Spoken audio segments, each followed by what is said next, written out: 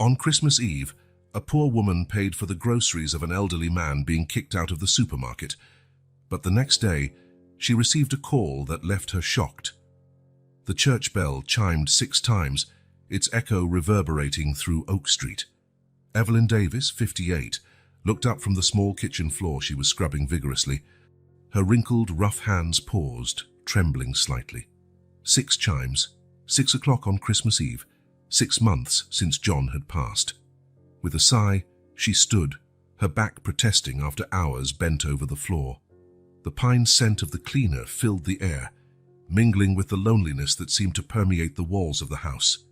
Evelyn walked to the window, watching the Christmas lights twinkling in the neighboring houses. John loved Christmas, she murmured to herself, a sad smile playing on her lips. Memories flooded her mind. John's infectious laughter, the smell of gingerbread cookies baking, the small tree they decorated together every year. Now the corner of the living room where the tree used to stand was empty, just like her heart. A noise from the street broke her reverie. Evelyn saw Richard, the arrogant manager of the local supermarket, driving by in his new car, honking at some teenagers crossing the street. She frowned, remembering last week's incident when Richard had humiliated her in front of other customers for being a few cents short on her bill. Back in the kitchen, Evelyn opened the drawer where she kept her money. She carefully counted the bills and coins, tears welling up as she realized it would barely be enough for the basic Christmas dinner. "How did we get here, John?" she whispered, clutching an old coin he always carried as a good luck charm. Determined, she grabbed her worn purse and stepped out into the cold night. The streets were bustling with people carrying shopping bags filled with gifts and ingredients for lavish dinners. Evelyn felt invisible among them, as if walking in a parallel world of happiness she no longer belonged to. Arriving at the supermarket, she was greeted by the festive buzz and the excessive sparkle of Christmas decorations. As she grabbed a basket, her eyes landed on an elderly gentleman standing in front of a shelf of fruitcakes. There was something familiar about him, something in his lost eyes that touched Evelyn deeply. Suddenly, a shout cut through the air. "Hey, old man, either pay or get out!" Richard's shrill voice echoed through the aisle. Evelyn saw the manager approaching the gentleman, who looked confused and frightened. At that moment, something inside her ignited. A courage she hadn't felt in a long time began to bubble in her chest. Without a second thought, Evelyn headed towards the unfolding confrontation. "Richard, what's going on here?" Her voice came out firmer than she expected. The manager turned, surprised to see Evelyn interfering. "It's none of your business, Mrs. Davis. This old man is trying to leave without paying." The gentleman, trembling, stammered, I don't understand. I thought I had money." Evelyn looked into the man's eyes and saw something that made her make a decision that would change her life forever. "I'll pay for his groceries," she declared, to the astonishment of everyone around. Richard laughed scornfully. You barely have enough for your own shopping." Ignoring the cruel comment, Evelyn turned to the gentleman. "What's your name?" Albert, he replied, seeming momentarily lost in his own memories. "Well, Albert," Evelyn smiled gently, "let's sort this out together." As they walked to the checkout, Evelyn couldn't imagine how this simple act of kindness would trigger a series of events that would transform not only her life, but the entire Oak Street. What she didn't know was that Albert held a secret that was about to turn her world upside down. And so, on Christmas Eve, in a small supermarket on Oak Street, fate began to weave its intricate web, uniting lives in ways no one could have foreseen. The squeak of the shopping cart echoed through the quiet supermarket aisle. Evelyn, with Albert by her side, felt all eyes on them. The festive buzz from moments ago had transformed into a tense silence, broken only by the occasional sound of a cash register. "You don't have to do this," Albert murmured, his voice trembling with shame and confusion. Evelyn looked at him, noticing for the first time the details of his appearance. Despite the worn clothes, there was a certain elegance in his posture. His eyes, though clouded with confusion, held a glimmer of intelligence. "Don't worry, Mr. Albert," she replied softly. "We all need help sometimes." When they reached the checkout, Richard was already waiting for them, a sarcastic smile plastered on his face. "Well, Mrs. Davis, I see you've decided to play Santa Claus this year. Are you sure you can afford this? Evelyn lifted her chin, meeting Richard's gaze. Just do your job, please. As Richard scanned the items, Evelyn noticed Albert's purchases were modest. A small fruitcake, a bottle of inexpensive wine, and a few basic necessities.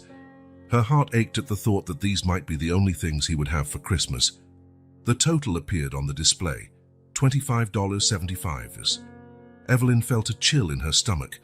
It was more than she expected, more than she could really afford. For a moment, she hesitated, her hand trembling as she opened her wallet.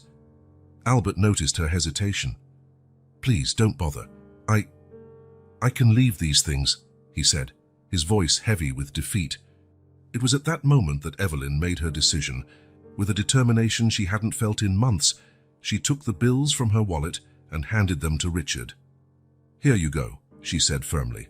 Richard counted the money, his smile widening as he realized she was a few cents short. "Oh, what a shame," he began.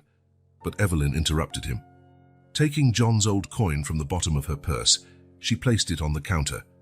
"This should cover the rest." The gesture silenced Richard, who looked at the coin with a strange expression, almost of recognition. Without another word, he finalized the purchase. Evelyn and Albert left the supermarket, the cold night air a blessing after the tension inside the store. Under the dim streetlights, Evelyn could see tears in Albert's eyes. I don't know how to thank you," he said, his voice choked with emotion. "I don't understand how I ended up here, or why I didn't have any money with me. Everything is so confusing." Evelyn felt a pang of concern. "Mr. Albert, are you all right? Do you have somewhere to go tonight?" Albert looked around, seeming lost. I don't know, nothing looks familiar." At that moment, Evelyn knew she couldn't simply let him go. "Come with me," she said gently. "We can have some tea and try to figure out what's going on." As they walked down Oak Street, Evelyn noticed how Albert observed each house, each tree, as if desperately searching for something familiar. Suddenly, he stopped in front of a large corner house, his eyes fixed on the dark windows. "That house," and he murmured. "I know it." Evelyn looked at the mansion, long abandoned.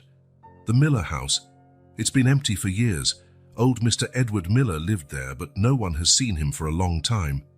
Albert frowned, an expression of pain crossing his face.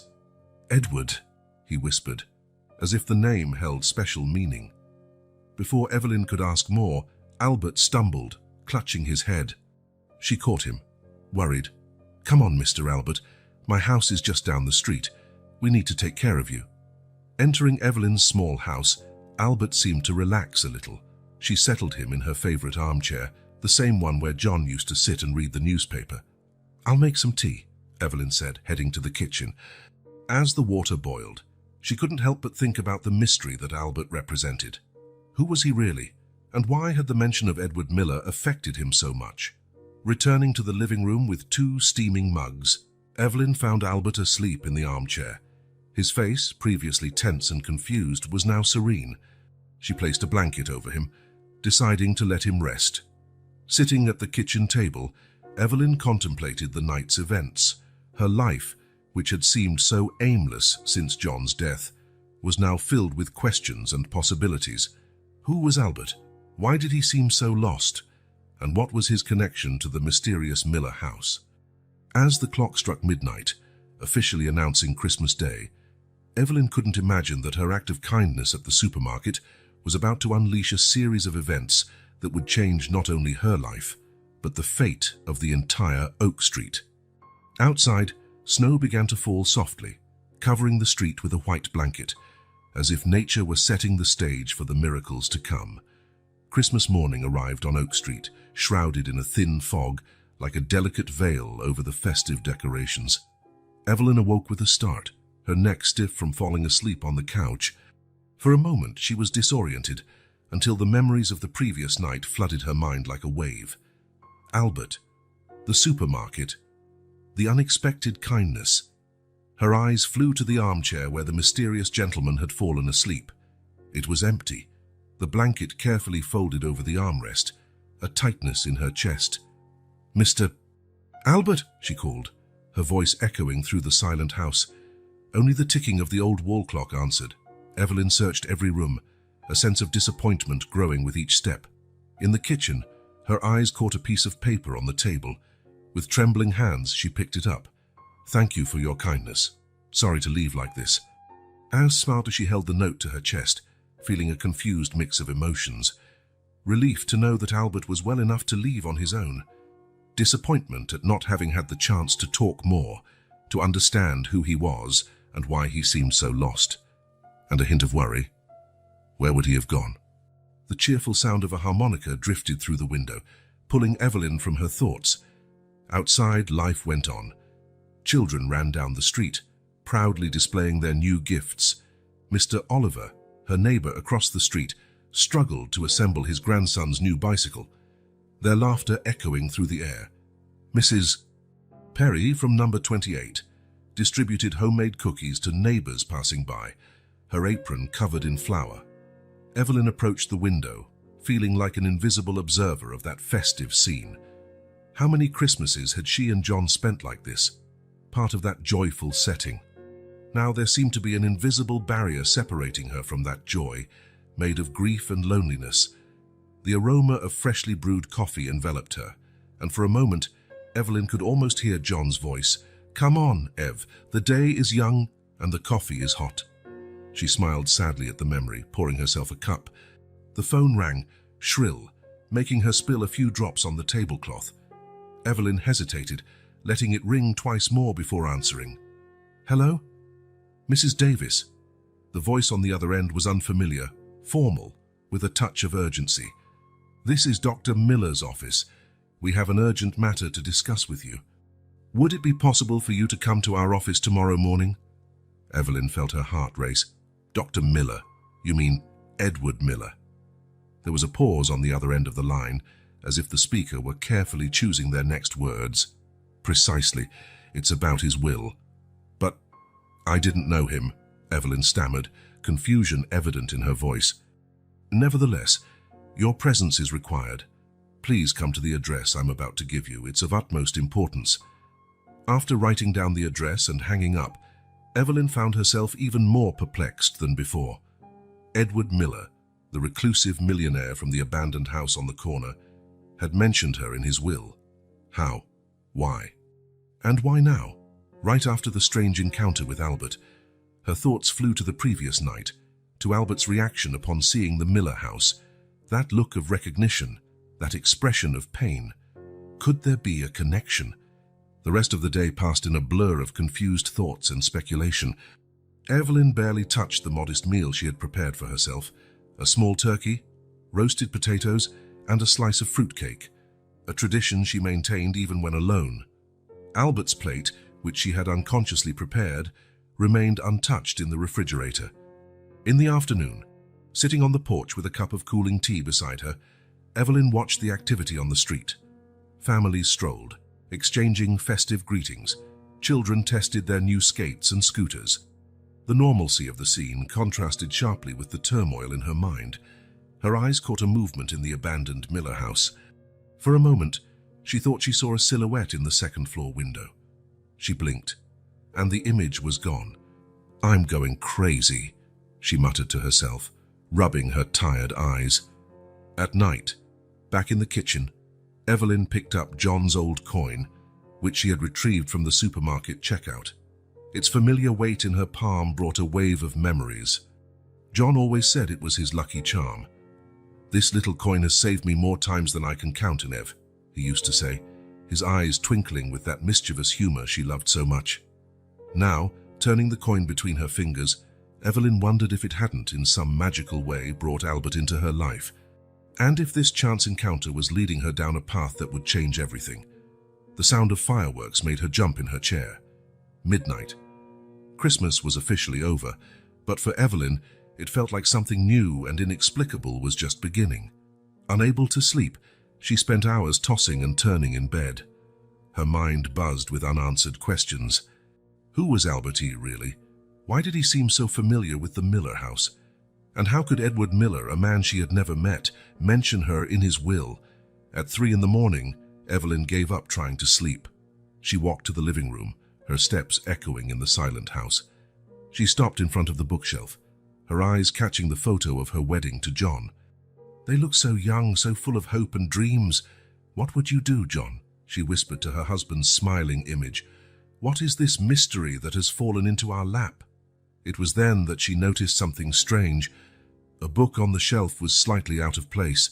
Evelyn was sure she hadn't moved it. She carefully pulled it out, and a piece of paper fell to the floor. With a racing heart, she picked it up. It was an old business card, yellowed with age. On it, a name: Edward Miller, Investments and Consulting. Evelyn gasped, almost dropping the card. How had it ended up there? Could John have known Edward Miller? The puzzle pieces seemed to multiply rather than fit together. As the first rays of morning sun pierced through the window, Evelyn made a silent promise to herself and to John. She would get to the bottom of this mystery, no matter where it led her. For the first time in months, she felt a spark of purpose, a reason to face the dawning day. Outside, Oak Street was slowly awakening, unaware of the revelations to come. The Christmas lights, still lit in some houses, blinked softly like earthly stars guarding secrets yet to be revealed.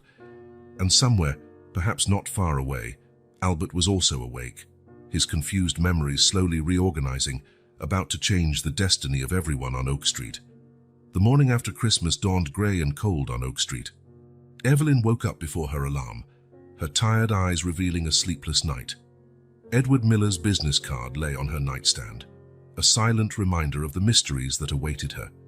She dressed carefully, choosing her best clothes, an outfit she hadn't worn since John's funeral. She looked at herself in the mirror, adjusting the faux pearl necklace her husband had given her on their last wedding anniversary. "Give me strength, John," she murmured, touching the reflection of her own face in the mirror. The law office was located downtown, an imposing building that made Evelyn feel small and out of place. At the reception desk, a young woman with glasses greeted her with a practiced smile. "Mrs. Evelyn Davis, Miss, Celeste is expecting you. Please follow me." As she followed the receptionist through the dark wood-paneled hallways, Evelyn felt her heart racing. What could Edward Miller, a man she supposedly never knew, want with her? The office door opened, revealing a middle-aged woman with short grey hair and keen eyes behind thin-rimmed glasses. "Mrs. Davis, I'm Ms. Celeste Rogers. Please come in and have a seat." Evelyn settled into a leather armchair, her hands clutching her purse in her lap. Celeste observed her for a few moments before speaking. "I know you must be wondering why you're here," the lawyer began. "The story I have to tell you is unusual, to say the least." Evelyn nodded, unable to find her voice. About a month ago, Edward Miller, one of the wealthiest and most reclusive men in this city, suffered an accident at home, a fall that resulted in a severe head injury. Evelyn felt a shiver run down her spine. Something about the story sounded strangely familiar. "The accident left Mr. Miller with a severe form of amnesia," Celeste continued. "He forgot who he was, where he lived, everything about his life." The pieces began to fall into place in Evelyn's mind. "Albert," she whispered. Celeste leaned forward, her eyes gleaming with interest. "I'm sorry." Evelyn took a deep breath and began to recount her encounter with Albert on Christmas Eve. As she spoke, she saw Celeste's eyes widen in understanding and surprise. "My God!" exclaimed the lawyer when Evelyn finished. "So that's how he—" "Let me explain. On Christmas night, Edward, or Albert as you knew him, escaped from the clinic where he was being treated. No one knew where he had gone. We were desperately searching for him. But he seemed so confused, so lost," Evelyn said, concern evident in her voice. Celeste nodded. "His amnesia is complex. There are moments of lucidity followed by periods of complete disorientation. But what you did, Mrs. Davis, was extraordinary. Your kindness, well, it changed everything." The lawyer stood and walked to a safe on the wall. From it, she retrieved a sealed envelope. Edward was found the next morning, wandering near his old house. He was different, more lucid. He mentioned a kind lady who had helped him. He insisted on making changes to his will immediately. Evelyn felt the air leave her lungs. "Changes?" Celeste sat back down, placing the envelope on the table between them. Mrs. Davis, Edward Miller, left a significant portion of his fortune to you, including the house on Oak Street. The world seemed to spin around Evelyn. She gripped the arms of the chair, trying to anchor herself to reality. This can't be right. There must be some mistake. There's no mistake, Celeste said softly. Edward was very clear in his instructions. He said your act of kindness reminded him of something important, something he had forgotten not only because of the amnesia, but over the years. The lawyer opened the envelope and took out a letter. He left this for you. I believe it may clarify some things. With trembling hands, Evelyn took the letter. The handwriting was elegant but slightly shaky, as if written by someone struggling to control their hand. Dear kind lady, whose name, I'm told, is Evelyn, when I met you on that Christmas Eve, I was a lost man in every sense of the word. Your kindness was like a light in the darkness, illuminating not only my path but also my past. You reminded me of someone I knew a long time ago, someone who showed the same kindness when I needed it most. His name was John Davis. Years ago, when I was young and had only a dream and a few coins in my pocket, John helped me. He believed in me when no one else did. With his support, I built my empire. But with success came forgetfulness. I forgot about John, his kindness, my roots. I lived a life of wealth but empty of real connections. Your act of kindness, so similar to John's, awakened in me long-buried memories and regrets. I realized that true wealth lies in the bonds we form, in the kindness we offer. So, I offer you this inheritance not just as a thank you, but as a way to honor John's memory and the spirit of generosity that you both embody. Use it well, Evelyn. Do what I didn't do. Spread kindness and build connections. This is the true legacy I wish to leave behind. With eternal gratitude, Edward Albert Miller. Evelyn let the letter fall into her lap, silent tears streaming down her face. Memories of John, of their struggles in the early years of their marriage, of his unwavering belief that things would get better, all flooded her mind. John never told me, she whispered. He always said we were lucky, that things just worked out. Celeste offered Evelyn a tissue. Sometimes, the people who most deserve recognition are the ones who seek it least, she said softly. Evelyn wiped her tears, a new determination dawning in her eyes. What happens now? She asked. Well, Celeste began, there are documents to be signed, legal processes to be followed, but essentially, Mrs. Davis, you are now a very wealthy woman. The house on Oak Street is yours, as well as a considerable sum of money and stocks. Evelyn's head spun with the possibilities, with the weight of responsibility. And Edward, how is he? Celeste's face softened. He's in treatment, but the amnesia persists. There are good days and bad days, but he seems good at peace.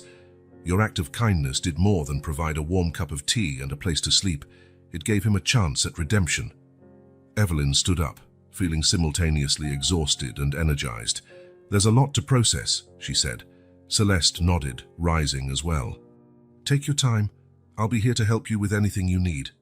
Leaving the office, Evelyn paused for a moment, looking out the window at the city below. Oak Street seemed so far away now, as if it belonged to another life. But as she held Edward's letter and John's old coin in her hand, Evelyn knew her journey was just beginning. Her journey of discovery, of healing, and above all, of kindness. Outside, the grey sky began to clear, rays of sunshine piercing through the clouds. A new chapter was about to begin on Oak Street, and Evelyn would be its author. Evelyn stared at the ceiling of her bedroom, eyes wide open in the darkness. Sleep, which used to be her refuge after long days of work, now seemed like an unattainable luxury. The past few weeks had been a whirlwind of emotions and changes, and she was still struggling to process everything that had happened. The news of the inheritance had dropped like a bomb into her simple life. Suddenly, she was no longer just Evelyn, the neighborhood seamstress, but Evelyn, the millionaire heiress. The weight of this new title suffocated her, bringing with it a confusing mix of joy, fear, and guilt. Sighing, she got up and walked to the window. The street was quiet, but Evelyn could feel the invisible gazes of her neighbors, the sharp tongues whispering behind the curtains. The gossip had started almost instantly, spreading like wildfire. Who does she think she is now? She imagined the voices whispering. She must think she's better than everyone else. Evelyn shook her head, trying to push those thoughts away. She hadn't asked for this, hadn't planned this twist in her life. Still, the feeling of not deserving the inheritance gnawed at her insides. Dawn broke, bringing with it another series of appointments and decisions. Evelyn dressed mechanically, choosing simple clothes that contrasted with her new financial status. She hesitated for a moment, wondering if she should wear something more elegant for her visit to Edward's mansion, but decided to stay true to herself. The car waiting for her at the door was too luxurious for her narrow street. Evelyn quickly got in, feeling the discomfort of being the center of attention. As the driver took her to the upscale neighborhood, she observed the changes in the urban landscape. Simple houses gave way to imposing mansions, and the manicured lawns seemed to compete in exuberance. Arriving at Edward's estate, Evelyn felt her heart clench. The mansion was magnificent, with its imposing architecture and meticulously landscaped gardens. It was a completely different world from hers, a parallel universe where luxury was the norm. Edward greeted her with a warm smile, but Evelyn couldn't help but notice the glint of curiosity in his eyes. He guided her through the sumptuous rooms, explaining the history of each piece of art, each antique piece of furniture. Evelyn listened attentively, but her mind wandered, imagining how her simple life could fit into this new context. "So, Evelyn, what do you think?" Edward asked after the tour. She hesitated, searching for the right words. "It's impressive, Edward, but I don't know if I see myself living in a place like this." The lawyer nodded understandingly. "It's a big change, I know, but remember, you have options now. You can choose how you want to live your life from now on." Edward's words echoed in her mind on the way back home. Options. She had never had so many before. Freedom was both frightening and exciting. Arriving home, Evelyn was surprised by a small crowd at her door. Familiar faces and some not so familiar turned to her, all with wide smiles and bright eyes. "Evelyn, darling," exclaimed a woman she vaguely recognized as a distant cousin. "How long it's been. We were just passing by and decided to pay you a visit." Evelyn forced a smile, aware of the falseness of the situation. These friends and relatives, who barely remembered her existence a few weeks ago, now appeared as if they were long-time intimates. She invited them in, more out of politeness than genuine desire. The small living room soon became crowded, with animated voices competing for her attention. Evelyn watched and stunned as people made plans for her money, suggesting investments, trips, and extravagant purchases. "You should buy that beachfront house, Evelyn," suggested an uncle she hadn't seen in years. "We could have family reunions there." "Don't be silly. She should invest in real estate in the capital," countered another relative. "So that's where the money really grows." Evelyn felt suffocated, pressured by expectations and demands that weren't hers. She struggled to maintain her composure, responding politely but without committing to anything. When night fell and the visitors finally left, Evelyn collapsed on the couch, exhausted. The loneliness that had previously bothered her now seemed like a welcome relief. The sound of the doorbell made her groan inwardly. Who else could it be? Reluctantly, she got up to answer. To her surprise, it was Richard standing at her door. Her ex-husband looked nervous, shifting his weight from one foot to the other. "Hi, Evelyn," he began hesitantly. "Can I come in? I think we need to talk."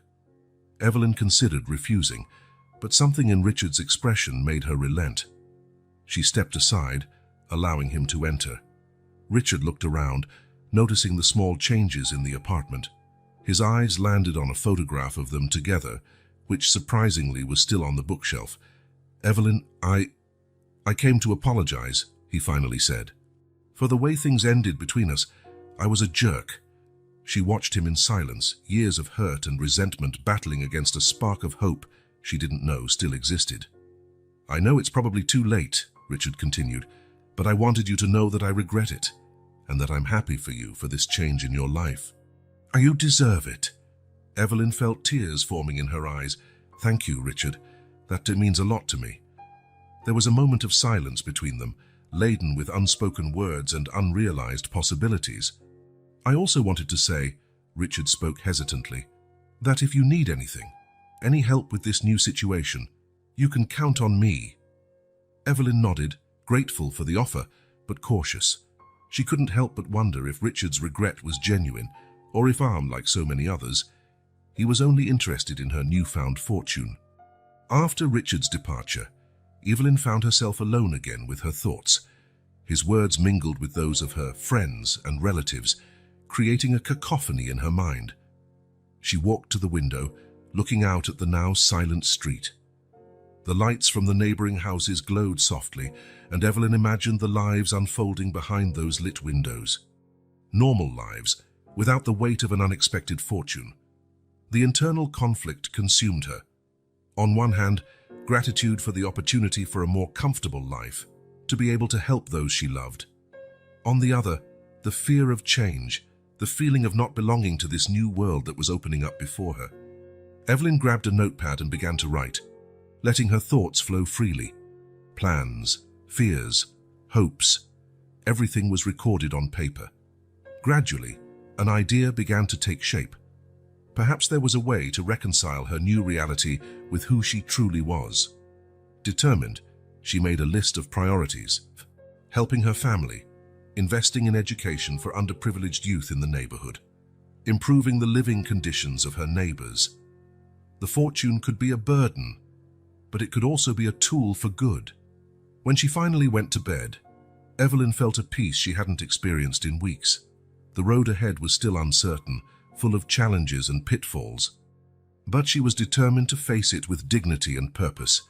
Sleep came more easily that night, lulled by dreams of a future where wealth didn't define her, but empowered her to make a difference. Evelyn fell asleep with a small smile on her lips, ready to write the next chapter of her life. A chapter of her own making, not dictated by fortune or the expectations of others. The morning sun filtered through the dusty curtains of the Miller mansion, creating dancing patterns on the polished wooden floor. Evelyn took a deep breath, sensing the aroma of old books and forgotten memories that permeated the air. She was there to explore, to better understand the man who had so drastically changed her life. With hesitant steps, she walked through the silent halls. Each room told a story: paintings of distant landscapes, yellowed photographs of unknown faces, exotic objects from faraway lands. Everything spoke of a life rich in experiences, yet strangely empty of personal connections. It was in Edward's study that Evelyn felt the first spark of a real connection. The room, with its bookshelves crammed with books and the large oak desk, exuded an aura of hard work and solitude. Her eyes scanned the shelves until they landed on a volume different from the others, a leather-bound diary, worn with time and use. With trembling hands, Evelyn picked it up. As she opened it, an old photograph slipped to the floor. She picked it up, and her heart almost stopped. There, smiling at the camera, were two young men. One of them, unmistakably, was John, her late husband. The other, with a shy smile and eyes shining with ambition, could only be Edward. "It can't be," Evelyn murmured, sitting heavily in the study chair. With trembling fingers, she began to leaf through the diary. The first pages were filled with business notes, numbers and strategies, but between the lines of calculations and plans, mentions of John emerged. Small notes, almost casual. John suggested a different approach to Project X, brilliant as always. "Dinner with John tonight. He always knows how to cheer me up when things get tough." As Evelyn progressed through the diary, a story began to unfold. Edward and John weren't just acquaintances. They were close friends, almost brothers. They had grown up together on the same humble street, sharing dreams and facing hardships side by side. One particular passage caught her attention. May 15th, 1980. "John did the unthinkable today. He offered all his savings to help me start my business. He said he believes in me more than anyone else. How can I accept such a sacrifice?" But his eyes, there was so much certainty in them. "I promised myself that one day I would repay his faith in me. One day I'll make it worth it." Silent tears streamed down Evelyn's face. John had never mentioned this. Every time she had asked about how they had managed to overcome the difficult early years of their marriage, He just smiled and said, "Life has its ways of surprising us, Evie." The following pages narrated Edward's meteoric rise in the business world. Important contracts, expansions, increasing profits. But with each new success, the mentions of John became more sparse until they almost disappeared completely. The last entry about her husband was painfully short. December 10th, 1995. John called today. How long has it been? Years, maybe. He wanted to invite me to his daughter's christening. I made up an excuse. An important meeting, I said. The truth is, I don't know how to talk to him anymore, how to look into the eyes of the man who sacrificed so much for me when I've become someone I barely recognize in the mirror. The chasm between us has grown too wide. It's better this way. He has his life, I have mine. Some chapters need to be closed. Evelyn closed the diary, feeling a mixture of anger and sadness. How could Edward have distanced himself like that? How could John have kept this secret for so long? It was then that she noticed a box hidden under the desk. Opening it, she found dozens of letters, all addressed to John, none of them sent. With a racing heart, Evelyn began to read them. Each letter was a piece of Edward's soul, filled with remorse, gratitude, and a deep longing for the lost friendship. The last letter, dated just a few weeks earlier, read, "Dear John, I don't know why I keep writing these letters that I never send. Maybe it's my way of keeping alive the connection I so foolishly let die. Or maybe it's just the guilt talking. I heard that you left this world. The news hit me like a punch in the gut. All these years, I convinced myself that there was still time. Time to apologize, to thank you, to try to rebuild what I destroyed with my blind ambition. Now that time is gone, and all I have left is regret and the gratitude I never expressed. You were the best of us, John. While I chased wealth and status, you remained true to yourself, to your values. You built a life rich not in money, but in love and integrity. I can't go back and fix my mistakes, but maybe, just maybe, I can do something to honor your memory, to thank you for everything you did for me. Your wife, Evelyn. I've heard of her. They say she has your heart, your kindness. Maybe through her I can somehow repay the debt I owe you. Goodbye, my friend. I hope that wherever you are, you can forgive me. With eternal gratitude, Edward." Evelyn dropped the letter, overwhelmed with emotion. Everything made sense now. The inheritance wasn't just an act of gratitude for her kindness on Christmas Eve. It was Edward's final attempt to honor a lost friendship, to settle a decades-old debt. She stood up, walking to the window. Outside, the mansion's garden stretched out, beautiful and lonely. Evelyn thought of her small house on Oak Street, of the laughter that used to echo through its rooms when John was still alive. At that moment, Evelyn understood that the true inheritance wasn't the money or the mansion. It was the lesson that Edward and John's lives offered, the importance of human connections, of loyalty, of love. With renewed determination, she picked up the diary and letters. These weren't just secrets of the past, they were a map for the future.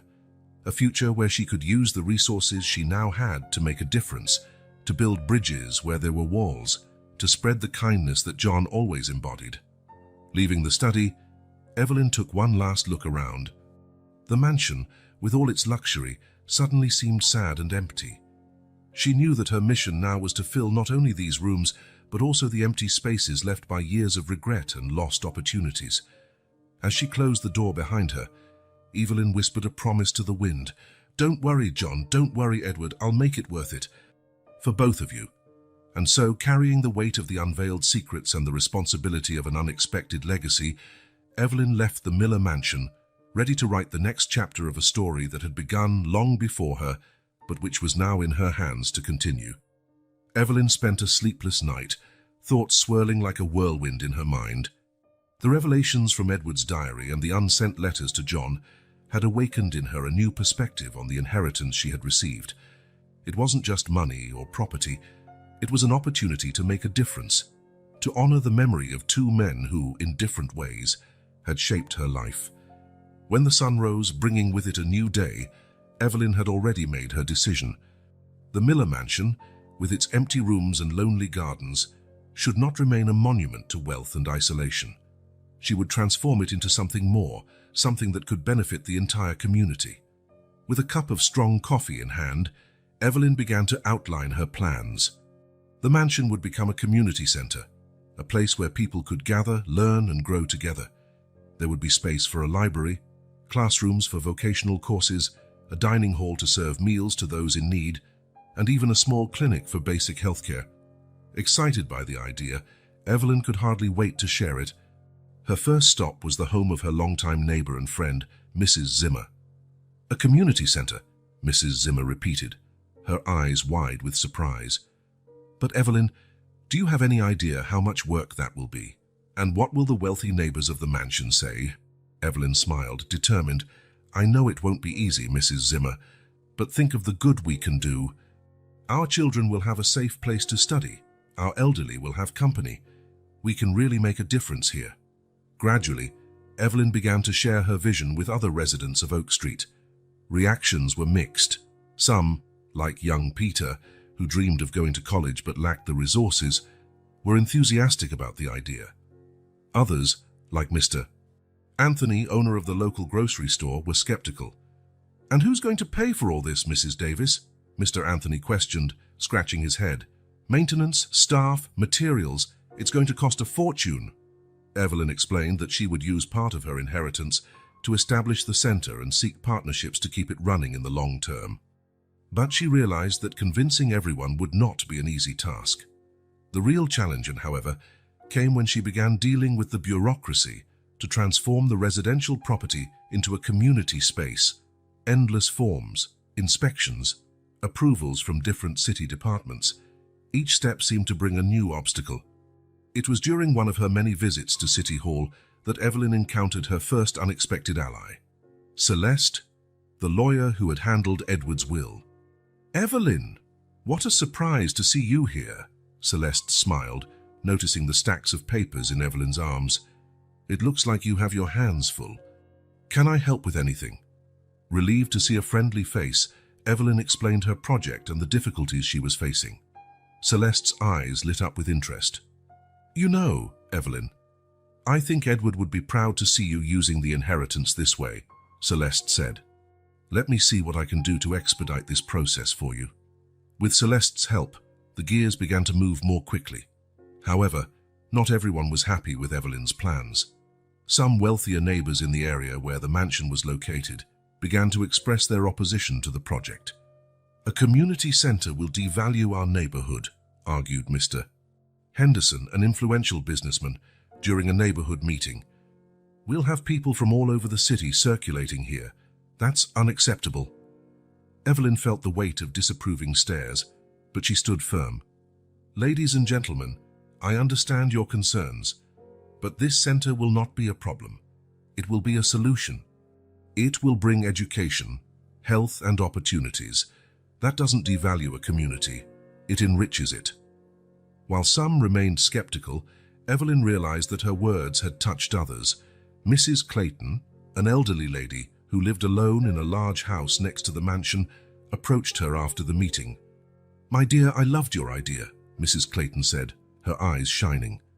"You know, I have experience in teaching. If you need someone to give tutoring lessons to the children, count me in." Gradually, more allies emerged. Dr. Rivers, a retired physician, offered to coordinate the clinic. Julia, a young architecture student, volunteered to help with the mansion's renovation project. With each new supporter, each small victory against the bureaucracy, Evelyn felt she was on the right track. The seed of change she had planted was beginning to sprout, and with it grew a sense of purpose she hadn't experienced in a long time. One afternoon, while supervising the start of renovations at the mansion, Evelyn found a quiet corner in the garden. Sitting on a stone bench, she closed her eyes and took a deep breath, savoring the scent of the flowers around her. "John, Edward," she whispered to the wind, "I hope you're proud. I'm doing my best to honor both of you, to make this inheritance truly meaningful." At that moment, with the distant sound of hammers and the cheerful voices of volunteers working on the mansion, Evelyn felt a deep peace. The fortune that had fallen into her lap, which initially seemed too heavy a burden to bear, was now transforming into wings. She opened her eyes, watching the comings and goings of people entering and leaving the mansion, each bringing with them energy, ideas, and hope. The community center was still just a sketch, a dream under construction, but Evelyn could clearly see the future she was helping to shape.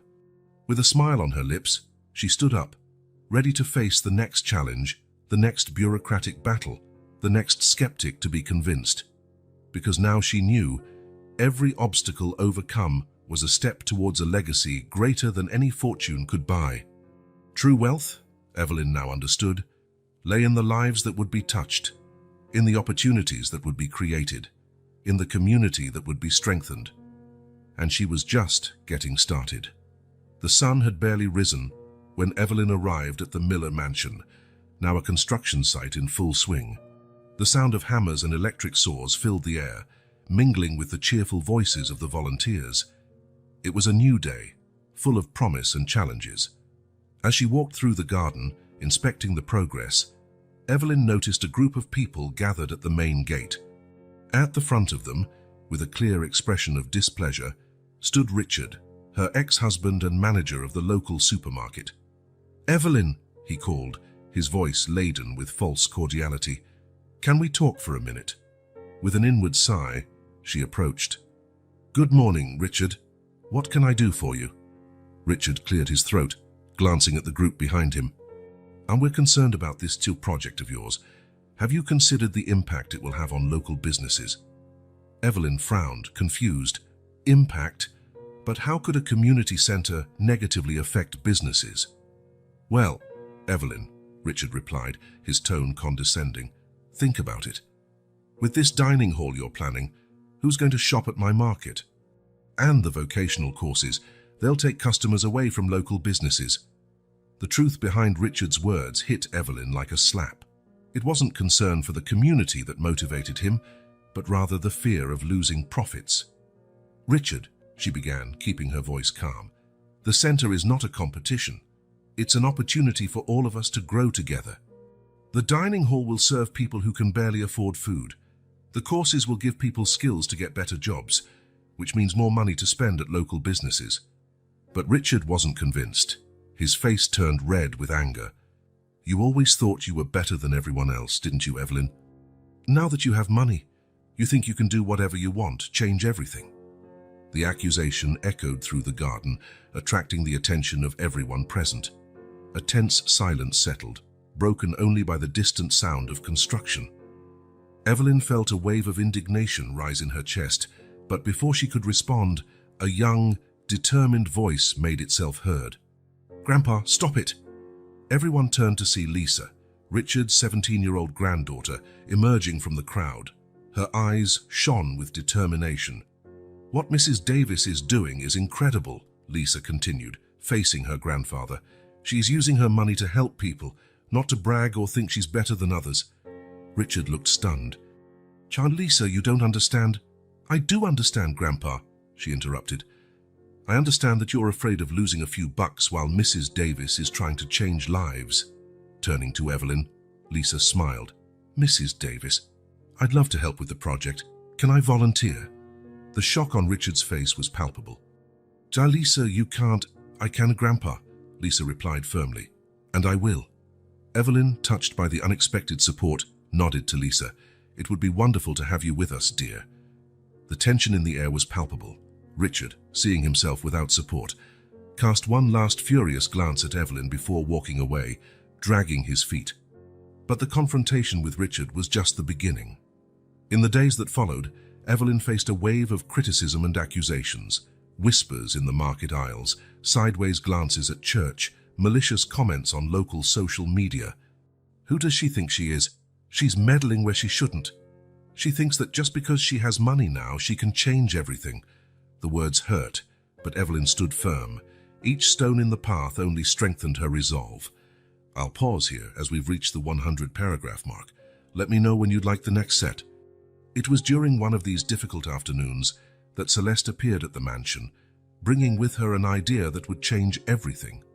"Evelyn," the lawyer said, her eyes shining with enthusiasm, "what if we formed a community committee for the project? Respected people from the community, representing different sectors. It would give more legitimacy and could silence some of the criticism. The suggestion was brilliant.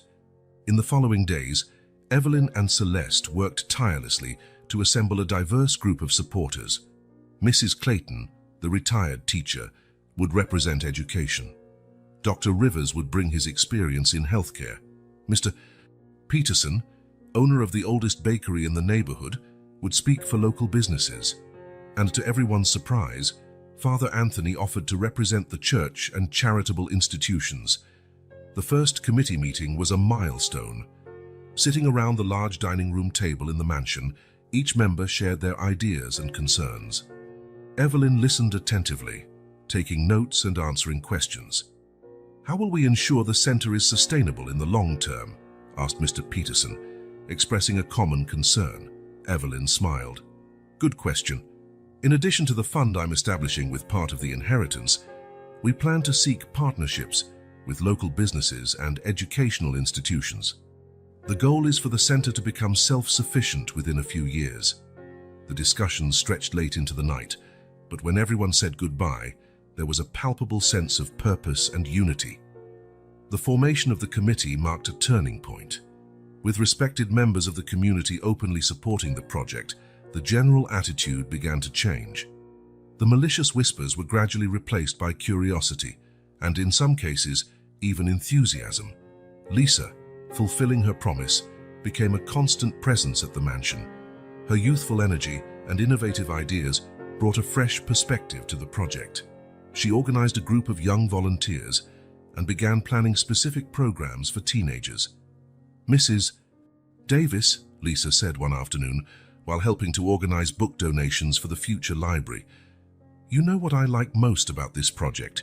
It's that for the first time, I feel like I can make a difference here, that I don't have to leave to achieve my dreams." The young woman's words touched Evelyn deeply. That was exactly what she hoped to achieve, to give hope and opportunities to people, especially young people. As the weeks passed, small changes began to be noticed in the community. Neighbors who were previously skeptical now stopped to ask about the progress of the construction. Some even offered to help. One Saturday, Evelyn was surprised to see Richard standing hesitantly at the mansion gate, holding a box. "These are a few things I thought might be useful," he murmured, avoiding looking directly at her. "Cleaning products, office supplies, you know." Evelyn accepted the box, a soft smile on her lips. "Thank you, Richard. This means a lot." He nodded briefly before walking away, but Evelyn saw in that small gesture the beginning of a bigger change. That night, sitting on her porch and watching the streetlights, Evelyn reflected on everything that had happened. The obstacles had been many, and certainly more would come. But the alliances she was forming, the support that grew day by day, were proof that she was on the right track. The seed of change she had planted was growing, transforming not only the Miller mansion, but the entire community around it. And Evelyn knew deep down that this was just the beginning. The aroma of fresh paint and newly cut wood filled the air of the Miller mansion, now transformed into the New Horizons Community Center. Evelyn walked the halls, her footsteps echoing on the gleaming floor, hardly believing that a whole year had passed since that fateful Christmas Eve. The walls, once cold and austere, now displayed vibrant colors and murals painted by the neighborhood youth. Rooms that once housed expensive furniture and artwork were now equipped with computers, books, and study materials. The former ballroom had been converted into a multi-purpose space, ready to host everything from dance classes to community meetings. As she supervised the final preparations for the grand opening, scheduled for Christmas Eve, Evelyn couldn't help but reflect on the journey that had brought her here. Each challenge, each obstacle overcome, each alliance formed, everything had contributed to this moment. "Mrs. Davis," Lisa's cheerful voice pulled her from her thoughts. The young woman, now 18, ran towards her, her eyes shining with excitement. "The invitations for the opening are ready. They look beautiful." Evelyn smiled, taking one of the invitations. It was simple but elegant, with the center's logo, a rising horizon, delicately printed at the top. "They're perfect, Lisa. Thank you for taking care of that." As Lisa walked away to distribute the invitations, Evelyn felt a pang of worry.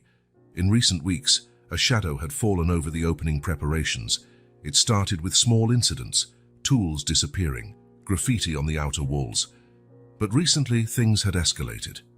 Anonymous threats arrived by letter and phone, demanding that the center not be opened. Celeste, always present and supportive, had insisted that Evelyn file a police report, but so far the police had no concrete leads. "We can't let them intimidate us," Evelyn murmured to herself, clutching the invitation in her hands. This center represented hope for so many people. It couldn't fail now. That afternoon, while organizing some documents in the makeshift office, Evelyn was surprised by a knock on the door. It was Mr. Jones, the newly hired caretaker, holding a dusty box. "Mrs. Davis, I found this in the basement while doing the final cleaning. I thought you might want to take a look." Intrigued, Evelyn opened the box. Inside, she found a stack of old documents, mostly related to Edward Miller's business dealings. She was about to put them back when a familiar name caught her eye. Richard Silver. With a racing heart, she began to examine the papers. What she discovered left her stunned.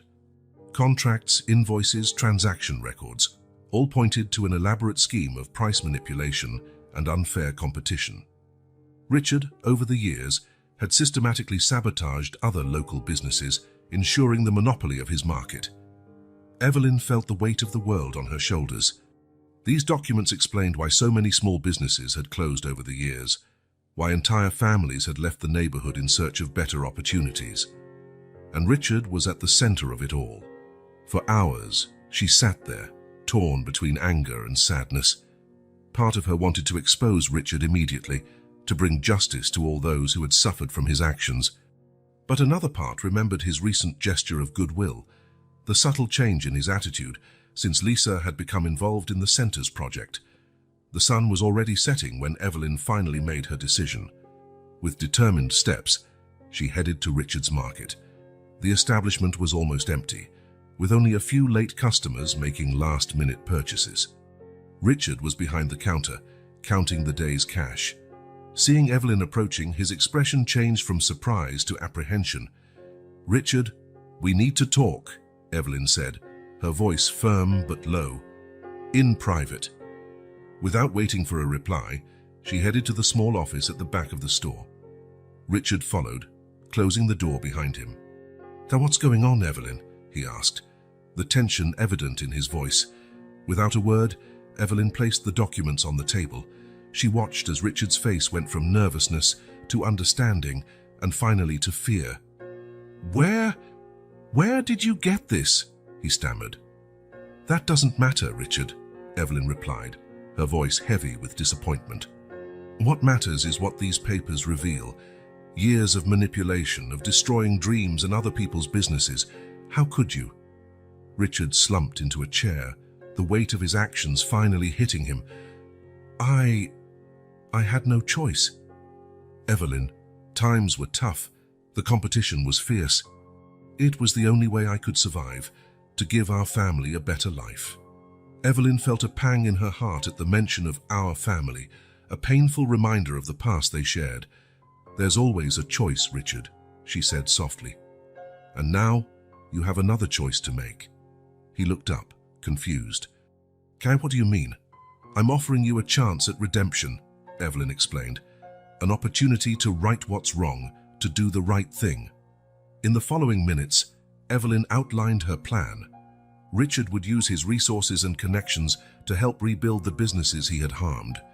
He would work closely with the community center, offering job opportunities and training. And most importantly, he would confess his past actions and seek forgiveness from the community. "If you do this," Evelyn concluded, "I won't make these documents public. It will be your chance to start over, to leave a different legacy for Lisa and for the neighborhood." Richard remained silent for long moments, absorbing everything. Finally, with tears in his eyes, he nodded. "You're right, Evelyn. It's time to do the right thing." As she left the market, Evelyn felt a mixture of relief and apprehension. She had given Richard a chance, betting on people's capacity for redemption. Only time would tell if she had made the right choice. This is a good stopping point, Douglas, as we've completed another 50 paragraphs. Let me know when you're ready for more. Back at the community center, she watched the last rays of sun paint the sky orange and pink. Tomorrow would be the grand opening, the culmination of a year of hard work, challenges and transformations. Regardless of what the future held, Evelyn knew she had planted the seeds of change, and as dusk gave way to night, she felt, for the first time in a long time, true hope for the dawn that was to come. The morning of the New Horizons Community Center's grand opening dawned with a crystal blue sky, as if the heavens themselves wanted to celebrate the moment. Evelyn woke up before sunrise, her heart pounding with a mixture of anxiety and anticipation. As she got ready, she couldn't help but think about everything that had happened in the last year. The struggles, the discoveries, the transformations. She arrived at the center early, surprised to find dozens of volunteers already hard at work, hanging banners, arranging chairs, and preparing the final details for the ceremony. The enthusiasm was palpable in the air, contagious to everyone. "Mrs. Davis!" Lisa ran towards her, eyes shining with excitement. "Everything's ready. It's going to be amazing!" Evelyn smiled, hugging the young woman. "Thanks to you and everyone who helped, dear. This day is a victory for all of us." As she walked through the center, greeting volunteers and checking the final preparations, Evelyn couldn't help but notice the absence of one person, Richard. Since their conversation at the market, he had kept his distance, and Evelyn feared what that might mean. Her worries were interrupted by a growing murmur coming from the main entrance. As she approached, Evelyn saw a scene that made her heart sink. Richard was there, accompanied by some men in suits, with serious expressions. "Evelyn," Richard called, his voice trembling slightly. "We need to talk." Now, feeling all eyes on her, Evelyn nodded, leading Richard and the men to a private room. As soon as the door closed, Richard spoke. "I'm sorry, Evelyn, but I can't let this happen." One of the men stepped forward, introducing himself as a lawyer. "Mrs. Davis, we have a court order here to suspend the opening of the center. There are irregularities in the permits and—" Evelyn felt the world spinning around her. After everything, after the chance she had given Richard, he had chosen this path. "Richard," she interrupted, her voice heavy with disappointment. "Why?" Before he could answer, the door burst open. Lisa entered, followed by Celeste and several members of the community committee. "Grandpa, what's going on here?" Lisa demanded, her eyes flashing with anger. "What are you doing?" Richard's face paled at the sight of his granddaughter. "Lisa, you don't understand. I'm trying to protect our family, our business." "Protect?" Lisa laughed bitterly. "By destroying something that will help the entire community. Something we worked so hard on." The tension in the room was palpable. Celeste, keeping calm, asked to see the court order. While she examined the document, Lisa continued. "Grandpa, I know what you did. I know about the manipulations, about how you harmed other businesses over the years." Richard staggered as if he had been punched. How do you know that?" "I overheard you and Grandma talking the other day," Lisa replied, tears starting to form in her eyes. "How could you? All those families who had to leave, all those dreams destroyed." The silence that followed was deafening. Richard seemed to have aged 10 years in seconds, the weight of his actions finally crushing him. It was then that Celeste spoke. "This court order is invalid. The center's permits are all in order. Someone provided false information to the judge." All eyes turned to Richard, who collapsed into a chair, defeated. I didn't know what to do," he murmured. "And I was afraid of losing everything, of facing the consequences of my actions." Evelyn approached him, her voice soft but firm. "Richard, I gave you a chance, an opportunity to do the right thing, to redeem yourself." "I know," he replied, tears streaming down his face. "I was a coward. Once again, I chose the wrong path." The sound of excited voices coming from outside interrupted the moment. Opening the door, they saw a crowd forming at the entrance to the center. Neighborhood residents, volunteers, all asking what was happening, why the opening was delayed. Evelyn exchanged a look with Celeste and then, with determination, walked towards the crowd. Richard, prompted by Lisa, followed her. "My friends," Evelyn began, her voice trembling slightly, Today is a day of truth and reconciliation. Before we officially open the doors of this center, there's something you need to know. And there, before the entire community, Evelyn told the story, not just of the last few months, but of the years of manipulation and injustice. She spoke about the discoveries, about the chance of redemption offered, about the last-minute attempt to prevent the opening. When she finished, a heavy silence fell over the crowd. Looks of shock, anger, and disappointment turned to Richard. It was then that something extraordinary happened. Richard stepped forward, his posture defeated, but with a new determination in his eyes. "Everything Evelyn said is true," he began, his voice choked with emotion. "For years, I manipulated, deceived, and harmed many of you. I did it out of greed, out of fear of losing what I had achieved. There are no excuses for my actions." He paused, looking into the eyes of each person present. "I'm here to confess my mistakes and ask for forgiveness. I don't deserve it, I know I don't. But I'm willing to do whatever it takes to try to fix the harm I've caused. I will cooperate with the authorities. I will compensate those I've harmed. I will work to rebuild the trust I've destroyed." The crowd murmured, some with anger, others with surprise at the unexpected confession. Lisa, with tears in her eyes, hugged her grandfather. "I'm proud of you, Grandpa. This is the first step." Evelyn, moved by the scene, stepped forward.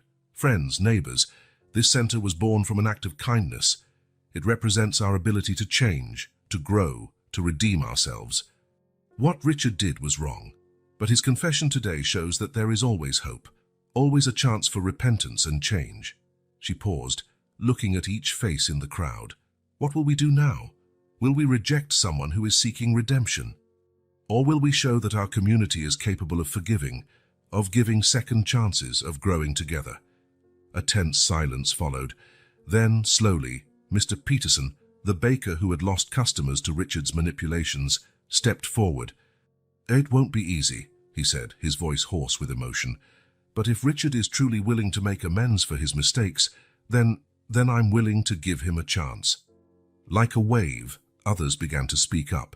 There were conditions, demands for reparation, but also a surprising willingness to forgive and reconcile.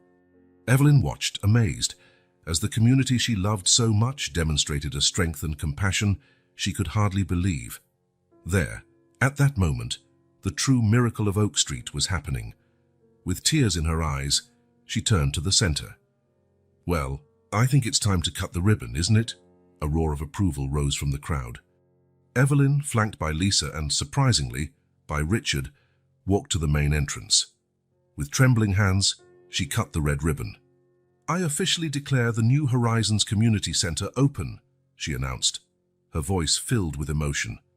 "May this be a place of learning, growth, and above all, second chances."